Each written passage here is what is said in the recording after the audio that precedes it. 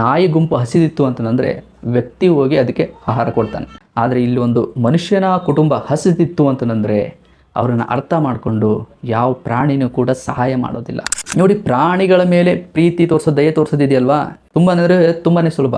ಆದರೆ ಒಬ್ಬ ವ್ಯಕ್ತಿ ಮೇಲೆ ಪ್ರೀತಿ ಕರುಣೆ ದಯೆ ತೋರಿಸೋದಿದೆಯಲ್ವಾ, ಇದು ತುಂಬಾ ಚಾಲೆಂಜ್. ಪ್ರಾಣಿಗಳ ಮೇಲೆ ದಯೆ ತೋರಿಸಿ ಅಂತ KSRTC ಬಸ್ ಹಿಂದ್ಗಡೆ ಬರೆದಿರ್ತಾರೆ. ನೀವು ಸಾಮಾನ್ಯವಾಗಿ ನೋಡೇ ಇರ್ತೀರ. ನೋಡಿ, ಮನುಷ್ಯ ಪ್ರಾಣಿಗಳ ಮೇಲೆ ದಯೆ ತೋರಿಸ್ಬೇಕು ಅಂತಂದರೆ ಫಸ್ಟು ಮನುಷ್ಯನಲ್ಲಿ ದಯೆ ಅನ್ನೋದಿರಬೇಕಲ್ವಾ. ಇವತ್ತು ಎಷ್ಟೋ ಜನ ತಮ್ಮಲ್ಲಿರುವ ದಯೆಯನ್ನು, ಪ್ರೀತಿಯನ್ನು ಕಳ್ಕೊತಾ ಇದ್ದಾರೆ. ಇದಕ್ಕೆ ಕಾರಣ ಹಲವಾರು ಇರ್ಬೋದು. ನೋಡಿ, ಕೆಲವೊಂದು ಸಲ ಏನಾಗುತ್ತೆ ಅಂತಂದರೆ ಈ ಒಂದು ಸಮಾಜದಲ್ಲಿ ಯಾವಾಗಲೂ ನಂದು ನಾನು ಅಂತ ಹೇಳಿ ಹೋರಾಡ್ತಾನೆ ಇರ್ತೀವಿ. ಆ ಒಂದು ಹೋರಾಟದಲ್ಲಿ ನಮ್ಮಲ್ಲಿ ಅಹಂ ಜಾಸ್ತಿಯಾಗಿ ಇವುಗಳು ಕಡಿಮೆ ಆಗ್ತಾ ಇರ್ತವೆ. ಸೊ ಇಲ್ಲಿ ನಾವು ಮಾಡಬೇಕಾಗಿರೋ ಕೆಲಸ ಏನು ಅಂತಂದರೆ ಫಸ್ಟು ವ್ಯಕ್ತಿಯಲ್ಲಿ ದಯೆಯನ್ನು ತರುವಂಥ ಕೆಲಸ ಮಾಡಬೇಕು. ಇದು ಹೇಗೆ ಅಂತಂದರೆ ನಾವು ಒಬ್ಬರ ಮೇಲೆ ದಯೆ ತೋರಿಸ್ಬೇಕು. ನೋಡಿ, ಇದು ಯಾವ ಥರ ವರ್ಕ್ ಆಗುತ್ತೆ ಅಂತಂದರೆ ಇವಾಗೊಂದು ರೋಡಲ್ಲಿ ಹೋಗ್ತಾ ಇರ್ತೀವಿ ಅಂತ ಅಂದ್ಕೊಳ್ಳಿ. ಸ್ಕೂಟಿಲಿ ಏನೋ ಒಂದು ಸಣ್ಣ ಆಕ್ಸಿಡೆಂಟ್ ಆಯಿತು. ಆಗ ಎದುರುಗಡೆ ಇರೋ ವ್ಯಕ್ತಿ ನಮಗೆ ಕೋಪದಿಂದ ಸರಿಯಾಗಿ ಬೈತಾ ಇರ್ತಾನೆ. ಆವಾಗ ನಾವು ಶಾಂತಿಯಿಂದ ಆಯಿತು ಬಿಡೋಣ, ತಪ್ಪು ನಮ್ಮದೇ, ಸಾರಿ, ನಮ್ಮನ್ನು ಕ್ಷಮಿಸಿಬಿಡು ಅಂತ ಅಂದ್ಬಿಟ್ವಿ ಅಂತಂದರೆ ಈ ಎದುರುಗಡೆ ಇರೋ ವ್ಯಕ್ತಿಯ ಕೋಪ ಆಟೋಮೆಟಿಕ್ಕಾಗಿ ಕಡಿಮೆ ಆಗುತ್ತೆ. ನೋಡಿ, ನಾವೆಲ್ಲ ಏನಿದ್ದೀವಲ್ವ, ನಾವು ಒಂಥರ ಕನ್ನಡಿ ಇದ್ದಂಗೆ. ನಾವು ಒಬ್ಬರಿಗೆ ದಯೆ ತೋರಿಸಿದ್ವಿ, ಪ್ರೀತಿ ತೋರಿಸಿದ್ವಿ ಅಂತಂದರೆ ಎದುರುಗಡೆ ಇರೋ ವ್ಯಕ್ತಿನೂ ಕೂಡ ಖಂಡಿತವಾಗಿಯೂ ನಮಗೆ ದಯೆ ಪ್ರೀತಿಯನ್ನು ತೋರಿಸ್ತಾನೆ. ಯಾಕಂದರೆ ಅವನಲ್ಲಿ ಕೂಡ ಇದು ಇದ್ದೇ ಇರುತ್ತೆ. ಆದರೆ ಇವಾಗ ಏನಾಗ್ಬಿಟ್ಟಿದೆ ಅಂತಂದರೆ ಹೆಚ್ಚಾಗಿ ಕೆಲವೊಬ್ಬರು ಪ್ರಾಣಿಗಳ ಮೇಲೆ ಜಾಸ್ತಿ ಫೋಕಸ್ ಮಾಡ್ತಾರೆ. ಪ್ರಾಣಿಗಳನ್ನು ಅಷ್ಟೇ ಪ್ರೀತಿಸಬೇಕು, ಪಕ್ಷಿಗಳ ಮೇಲೆ ನೀವು ಕರುಣೆ ತೋರಿಸ್ಬೇಕು ಅಂತ ಹೇಳಿ. ಯಾಕೆ, ಮನುಷ್ಯನೂ ಕೂಡ ಒಂದು ಜೀವಿ ಅಲ್ವಾ, ಮನುಷ್ಯನ ಮೇಲೆ ಕೂಡ ಕರುಣೆ ತೋರಿಸ್ಬೇಕಲ್ವಾ. ನೋಡಿ, ಯಾಕೆ ಈ ಒಂದು ಮೈಂಡ್ಸೆಟ್ ಇದೆ ಅಂತಂದರೆ ಇದರ ಹಿಂದೆ ಒಂದು ಬಲವಾದ ಕಾರಣ ಇದೆ. ಏನಂತಂದರೆ ನೋಡಿ, ಇವಾಗ ಒಬ್ಬ ವ್ಯಕ್ತಿ ಯಾವುದೋ ಒಂದು ಪ್ರಾಣಿನ ತೊಗೊಂಬಂದು ಮನೆಯಲ್ಲಿ ಸಾಕಿದ ಅಂದ್ಕೊಳ್ಳಿ, ಯಾವುದೋ ಒಂದು ನಾಯಿ ಅಂದ್ಕೊಳ್ಳಿ, ಅದಕ್ಕೆ ಯಾವುದೋ ಒಂದು ಹೆಸರಿಟ್ಟ ಮತ್ತು ಭಾಷೆಯನ್ನು ಕೂಡ ಕಲಿಸಿದ. ಬಾ ಇಲ್ಲಿ ಅಂತಂದರೆ ಅದು ಬಾಲ ಅಲ್ಲಾಡಿಸ್ಕೊಂಡು ಬರುತ್ತೆ, ಕೂತ್ಕೋ ಅಂತಂದರೆ ಕೂತ್ಕೊಳ್ಳುತ್ತೆ. ಅಂದರೆ ಈ ವ್ಯಕ್ತಿ ಏನು ಹೇಳ್ತಾನೋ ಅದನ್ನು ಮಾಡುತ್ತೆ. ಆದರೆ ನೋಡಿ, ಮನುಷ್ಯ ಹೀಗಲ್ಲ. ನಾವೇನಾದ್ರು ಒಬ್ಬರಿಗೆ ಕರೀದ್ವಿ ಅಂತಂದರೆ ಆ ವ್ಯಕ್ತಿ ನಮಗೆ ಪ್ರಶ್ನೆ ಮಾಡ್ಬೋದು, ಯಾಕೆ ಅಂತ ಹೇಳಿ. ಅಂದರೆ ನಮಗೆ ವಿರುದ್ಧವಾಗಿ ಮಾತಾಡ್ಬೋದು. ಇಲ್ಲೇನಾಗುತ್ತೆ ಅಂತಂದರೆ ನೋಡಿ, ಪ್ರಾಣಿಗಳು ನಮಗೆ ಎದುರು ಮಾತಾಡೋದಿಲ್ಲ, ಪ್ರಶ್ನೆಗಳನ್ನು ಕೇಳೋದಿಲ್ಲ. ಅವು ಏನಾದ್ರು ಮಾತಾಡೋಂಗಿದ್ದಿದ್ರೆ, ಅವಕ್ಕೂ ಬುದ್ಧಿ ಇದ್ದಿದ್ದರೆ ಮನುಷ್ಯ ಅವನ್ನು ಕೂಡ ದೂರ ಇಡ್ತಿದ್ದ. ಅವು ಹೇಳ್ದಂಗೆ ಕೇಳ್ತವೆ. ಇಲ್ಲೇನಾಗುತ್ತೆ ಅಂದರೆ ವ್ಯಕ್ತಿಗೆ ಈಗೋ ಹರ್ಟ್ ಆಗಲ್ಲ. ಈಗೋ ಹರ್ಟ್ ಆಗಲ್ಲ, ಯಾವುದೇ ಪ್ರಾಣಿಗಳ ಮುಖಾಂತರ ಈಗೋ ಹರ್ಟ್ ಆಗಲ್ಲ. ಬಟ್ ಯಾವಾಗ ಮನುಷ್ಯನ ಮುಖಾಂತರ ಅವನು ಸಹಾಯವನ್ನು ಬೇಡಕ್ಕೆ ಹೋಗ್ತಾನೋ, ಮನುಷ್ಯ ಮಾಡೋದಿಲ್ವೋ, ಇಲ್ಲಿ ಈಗೋ ಹರ್ಟ್ ಆಗುತ್ತೆ. ಇವಾಗ ನೋಡಿ, ಸಣ್ಣ ಪುಟ್ಟ ಮನೇಲಿ ಆಗ್ತಾ ಇರ್ತವೆ. ನಾವು ಯಾರೋ ಒಬ್ಬರಿಗೆ ಏನೋ ಒಂದು ಹೇಳ್ತೀವಿ ಅದನ್ನು ಮಾಡು ಅಂತ, ಅವರು ಅದನ್ನು ಮಾಡೋದಿಲ್ಲ. ಅವಾಗ ನಮ್ಮ ಮೇಲೆ ಆಟೋಮೆಟಿಕ್ಕಾಗಿ ಸಿಟ್ಟು ಕೋಪ ಬರುತ್ತೆ. ಯಾಕೆ ಇದು ಬರುತ್ತೆ ಅಂತಂದರೆ ನಾನು ಅದನ್ನು ಹೇಳಿದೆ, ನಾನು ಅನ್ನೋದಿದೆ ನಮಗೆ. ನಾನು ಅದನ್ನು ಹೇಳಿದೆ, ನೀನು ಅದನ್ನು ಮಾಡಲಿಲ್ವಲ್ಲ ಅಂದರೆ ನಾನು ಅನ್ನೋ ಅಹಮ್ಗೆ ಸ್ಯಾಟಿಸ್ಫ್ಯಾಕ್ಷನ್ ಸಿಗಲಿಲ್ಲ ಆಗಲಿ. ಹಾಗಾಗಿನೇ ಅದಕ್ಕೆ ಕೋಪ ಬರುತ್ತೆ, ಸಿಟ್ಟು ಬರುತ್ತೆ. ಇದೇ ಕಾರಣದಿಂದನೇ ನೋಡಿ ಇವತ್ತು ಎಷ್ಟೋ ಜನ ಪ್ರಾಣಿಗಳ ಮೇಲೆ ಅಷ್ಟೇ ಫೋಕಸ್ ಮಾಡ್ತಾರೆ. ನೋಡಿ, ಪ್ರಾಣಿಗಳಿಗೂ ಮತ್ತು ಮನುಷ್ಯರಿಗೂ ತುಂಬಾ ದೊಡ್ಡದಾದ ಒಂದು ವ್ಯತ್ಯಾಸ ಇದೆ. ನೋಡಿ ಸ್ನೇಹಿತರೆ, ಅಲ್ಲಿ ಒಂದು ನಾಯಿ ಗುಂಪು ಹಸಿದಿತ್ತು ಅಂತಂದರೆ ವ್ಯಕ್ತಿ ಹೋಗಿ ಅದಕ್ಕೆ ಆಹಾರ ಕೊಡ್ತಾನೆ.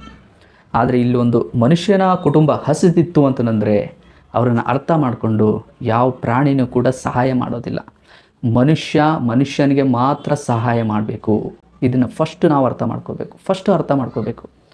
ಅದಕ್ಕೆ ನೋಡಿ, ನಾನು ನಿಮಗೆ ಮುಂಚಿತವಾಗಿ ಹೇಳಿದ್ದು, ಮನುಷ್ಯ ಏನು ಅಂದರೆ ಒಂದು ಕನ್ನಡಿ ಇದ್ದಂಗೆ. ನೋಡಿ, ನಾವು ಚೆನ್ನಾಗಿರಬೇಕು ಅಂತಂದರೆ ಸುತ್ತಮುತ್ತ ಇರೋರ ಜೊತೆಗೂ ನಾವು ತುಂಬ ಚೆನ್ನಾಗಿ ವರ್ತಿಸಬೇಕು.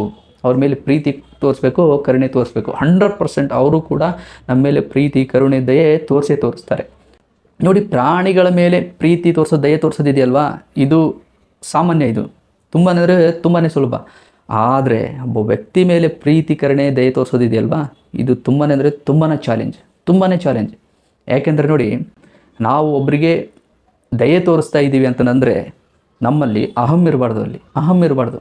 ನಾವು ಆ ವ್ಯಕ್ತಿ ಯಾವ ದೇಶದವನು, ಯಾವ ಭಾಷೆದವನು, ಯಾವ ಧರ್ಮದವನು, ಯಾವ ಕುಲದವನು, ಯಾವ ಜಾತಿಯವನು, ಇದನ್ನು ಯಾವುದು ನಾವು ನೋಡಬಾರ್ದು. ಅಲ್ಲಿ ಹಾಗಿದ್ದಾಗ ಮಾತ್ರ ನಾವು ಪ್ರತಿಯೊಬ್ಬರ ಮೇಲೆ ದಯೆಯನ್ನು ತೋರಿಸೋಕೆ ಸಾಧ್ಯ.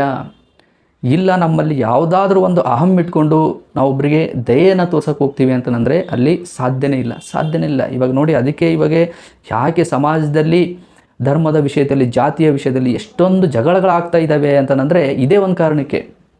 ಅವನು ನಮ್ಮ ಜಾತಿಯವನಲ್ಲ, ಅವನು ನಮ್ಮ ಧರ್ಮದವನಲ್ಲ, ಎಲ್ಲದನ್ನು ನಂದು ನಾನು ಅನ್ನೋದು ಆಲ್ರೆಡಿ ತುಂಬ್ಕೊಂಡು ಬಿಟ್ಟಿದ್ದೀವಿ ನಾವು. ಹಾಗಾಗಿನೇ ನಮಗಿವತ್ತು ಮನುಷ್ಯರನ್ನ ಕಂಡ್ರೆ ಆಗ್ತಾ ಇಲ್ಲ. ನೋಡಿ, ನೈಸರ್ಗಿಕವಾಗಿ ನಮ್ಮಲ್ಲಿ ಯಾವ ಒಂದು ಸ್ವಭಾವಗಳಿದಾವೆ ಹುಟ್ಟಿದಾಗಿಂದನೂ, ಅವುಗಳನ್ನು ನಾವು ಉಳಿಸ್ಕೋಬೇಕು. ಅಂದರೆ ಪ್ರೀತಿ, ಕರುಣೆ, ದಯೆ, ದೇವರು ಇದನ್ನು ನೈಸರ್ಗಿಕವಾಗಿ ನಮ್ಮಲ್ಲಿ ಇಟ್ಟಿದ್ದಾನೆ. ಇವುಗಳನ್ನು ನಾವು ಉಳಿಸ್ಕೋಬೇಕು ಅಂತಂದರೆ ನಮ್ಮಲ್ಲಿ ಭೇದ ಭಾವ ಅನ್ನೋದೇ ಇರಬಾರ್ದು. ನಾವು ಒಬ್ಬ ವ್ಯಕ್ತಿಯನ್ನು ಯಾವುದೇ ಒಂದು ಸ್ವಾರ್ಥ ಇಲ್ಲದೆ, ಯಾವುದೇ ಒಂದು ಅಹಂ ಇಲ್ಲದೆ ಆ ವ್ಯಕ್ತಿ ಮೇಲೆ ದಯೆ ತೋರಿಸ್ಬೇಕು ಅಂತಂದರೆ ಫಸ್ಟ್ ನಾವು ಆ ವ್ಯಕ್ತಿ ಮನುಷ್ಯ ಅಂತ ಮಾತ್ರ ನೋಡಬೇಕು. ಅಲ್ಲಿ ನಮ್ಮ ಜಾತಿ ನೋಡಬಾರ್ದು, ನಮ್ಮ ಭಾಷೆ ನೋಡಬಾರ್ದು, ಮತ್ತು ನಮ್ಮದೊಂದು ಧರ್ಮ ನೋಡಬಾರ್ದು, ನನ್ನದು ಅನ್ನೋದೇನಿದೆ ಅದನ್ನು ಯಾವುದು ನೋಡಬಾರ್ದು. ನೋಡಿ, ಯಾರು ಈ ಒಂದು ದೃಷ್ಟಿಕೋನದಲ್ಲಿ ಮನುಷ್ಯನ ಮೇಲೆ ದಯೆಯನ್ನು ತೋರಿಸ್ತಾರೋ ಅವರು ಆಟೋಮೆಟಿಕ್ಕಾಗಿ ಸುತ್ತಮುತ್ತ ಏನೆಲ್ಲ ಇರಲಿ, ಪ್ರಾಣಿ ಇರಲಿ, ಪಕ್ಷಿ ಇರಲಿ, ಇರುವೆ ಇರಲಿ, ಒಂದು ಸಣ್ಣ ಗಿಡ ಇದ್ದರೂ ಕೂಡ ಅದ್ರ ಮೇಲೆ ದಯೆ ತೋರಿಸ್ತಾರೆ. ಇದು ಸ್ಪ್ರೆಡ್ ಆಗ್ತಾ ಹೋಗುತ್ತೆ. ಯಾಕಂದರೆ ಇದು ಒಂದು ನೈಸರ್ಗಿಕವಾದ ನಿಯಮ ಇದು. ನೋಡಿ, ಇದನ್ನು ನಾವು ಮತ್ತೆ ತರಬೇಕು ಅಂತಂದರೆ ಅದಕ್ಕೆ ನೋಡಿ ಸತ್ಯದ ಕಡೆಗೆ ಬರಬೇಕು. ನೋಡಿ, ಇವಾಗ ಸಮಾಜ ನಮಗೆ ಜೀವನ ಅಂದರೆ ಏನಂತ ಕಲಿಸಿದೆ ಅಂತಂದರೆ ಎಲ್ಲವೂ ಸ್ಪರ್ಧೆ. ನಾವು ಸ್ಕೂಲಲ್ಲಿದ್ದಾಗೂ ಸ್ಪರ್ಧೆ, ಕಾಲೇಜಲ್ಲಿದ್ದಾಗೂ ಸ್ಪರ್ಧೆ, ಮತ್ತು ಕೆಲಸದಲ್ಲಿದ್ದಾಗಲೂ ಸ್ಪರ್ಧೆ, ಮದುವೆ ಆಗಬೇಕಾದ್ರೂ ಅಲ್ಲಿ ಕೂಡ ಸ್ಪರ್ಧೆ, ಹಣ ಸಂಪಾದನೆ ಮಾಡಬೇಕಾದ್ರೂ ಅಲ್ಲಿ ಕೂಡ ಸ್ಪರ್ಧೆ. ನಮಗೆ ಇದನ್ನೇ ಕಲಿಸಿದೆ ಅದು. ಹಾಗಾಗಿನೇ ಇವತ್ತು ನಾವು ಯಾವುದಕ್ಕೋಸ್ಕರ ಬಡದಾಡ್ತೀವಿ? ನಮ್ಮ ಸಂತೋಷಕ್ಕೋಸ್ಕರ ಬಡದಾಡ್ತಾ ಇಲ್ಲ. ಮತ್ತೊಬ್ಬರು ಮುಂದೆ ಹೋಗಿದ್ದಾರೆ, ನಾವು ಅವ್ರಿಗಿನ್ನ ಮುಂದೆ ಹೋಗಬೇಕು. ಇದು ಏನು ಅಂದರೆ ಅಹಂ ಇದು ಸ್ನೇಹಿತರೆ. ಹಾಗಾಗಿನೇ ಇವುಗಳಿಂದ ಹೊರಗೆ ಬರಬೇಕು ಅಂತಂದರೆ ಸತ್ಯದ ಕಡೆಗೆ ಬರಬೇಕು, ಆಧ್ಯಾತ್ಮದ ಕಡೆ ಬರಬೇಕು. ದೇವರು ಅನ್ನೋ ಒಂದು ವಿಷಯ ಇದೆ, ಅದ್ರ ಬಗ್ಗೆ ನಾವು ತಿಳ್ಕೋಬೇಕು. ಧರ್ಮ ಅಂದರೆ ಏನು, ಹುಟ್ಟು ಅಂದರೆ ಏನು, ಸಾವು ಅಂದರೆ ಏನು, ನಾನಿಲ್ಲಿ ಯಾಕಿದ್ದೀನಿ, ಯಾಕೆ ಬದುಕ್ತಾ ಇದ್ದೀನಿ, ಯಾಕೆ ಮರಣಿಸ್ತೀನಿ, ಇವನ್ನೆಲ್ಲ ತಿಳ್ಕೋಬೇಕು. ಇವನ್ನೆಲ್ಲ ತಿಳ್ಕೊಂಡಾಗ ನಮಗೆ ಗೊತ್ತಾಗುತ್ತೆ ನಾವು ಏನು, ನಾವು ಯಾವ ರೀತಿ ಬದುಕಬೇಕು, ಮತ್ತೊಬ್ಬರ ಹತ್ರ ನಾವು ಯಾವ ರೀತಿ ವರ್ತಿಸಬೇಕು ಅಂತ. ಇಲ್ಲ, ಇವುಗಳನ್ನು ಪೂರ್ತಿಯಾಗಿ ನಾವು ಬಿಟ್ಟು ಬರೀ ಒಂದು ಕಾಂಪಿಟೇಷನ್ನಲ್ಲಿ ನಾವು ಹೋಗ್ತಾ ಇದ್ದೀವಿ ಅಂತಂದರೆ ನಮ್ಮಲ್ಲಿ ಪ್ರೀತಿ, ಕರುಣೆ, ದಯೆ ಮತ್ತು ಕಡಿಮೆ ಆಗುತ್ತೆ. ಯಾಕಂದರೆ ಎಲ್ಲವೂ ಸ್ಪರ್ಧೆ ಅಂತ ಅಂದಮೇಲೆ ಎದುರುಗಡೆ ಇರೋ ವ್ಯಕ್ತಿ ಮೇಲೆ ನಮಗೆ ಪ್ರೀತಿ, ಕರುಣೆ ಹೇಗೆ ಹುಟ್ಟುತ್ತೆ ಹೇಳಿ. ಹಾಗಾಗಿನೇ ಸ್ನೇಹಿತರೆ, ಇಲ್ಲಿ ಯಾರು ಶಾಶ್ವತ ಅಲ್ಲ, ಯಾವುದು ಶಾಶ್ವತ ಅಲ್ಲ. ಯಾವ ಒಬ್ಬ ವ್ಯಕ್ತಿ ಸ್ವಾರ್ಥವಿಲ್ಲದೆ ಒಬ್ಬ ಮನುಷ್ಯದ ಮೇಲೆ ಪ್ರೀತಿ, ಕರುಣೆ, ದಯೆ ತೋರಿಸ್ತಾನೋ ಅವನು 100% ಈ ಭೂಮಿ ಮೇಲೆ ಏನೆಲ್ಲ ಇದೆಯೋ ಅದ್ರ ಮೇಲೆ ಕರುಣೆ ತೋರಿಸ್ತಾನೆ.